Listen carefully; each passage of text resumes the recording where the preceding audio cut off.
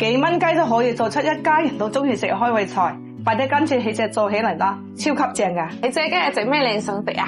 今日咧，我做一個從細食到大嘅5柳炸蛋俾你食啊，酸酸甜甜好開胃噶。嗱，依家咧就熱鑊落油啊，放多啲油，炸嗰啲雞蛋炸出嚟個蓬鬆啲嘅，好驚西油啊！呢啲油炸咗雞蛋之後咧，仲係好香嘅。嗱，啲雞蛋咧要一隻一隻咁打出嚟，咁打出嚟咧又唔驚用壞蛋喎，倒去嘅時又唔驚油辣到手啊！嗱，呢啲油咧放落個筷子咧起泡泡就得噶啦，油一定要熱。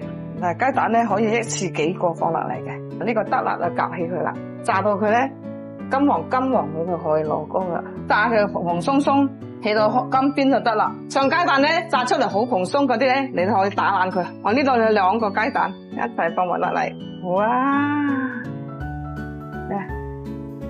嗱，雞蛋咧就炸好啦，依家咧就調個糖醋汁。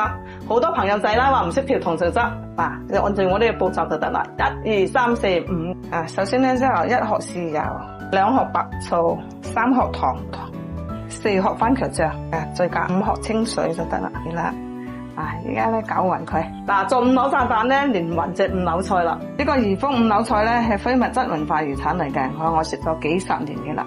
配料表咧都好乾淨嘅，有木瓜啦、橋頭啦、青瓜啦、胡蘿蔔啦同薑，可以做5柳炸蛋啦、5柳松子魚啊、5柳芝麻雞都得。食起來酸酸甜甜好開胃嘅，開蓋即食嘅。調好啲醬汁咧，依家可以倒落鑊嚟煮下佢。嗰啲個鑊咧有啲少少油係唔怕嘅吓，一邊煮一邊攪啊嗱，依家煮到結突突就得啦。依家就可以倒落啲5柳菜嚟啦。放落撈撈就可以起鑊啦煮好咗就係咁淋落嚟就得啦。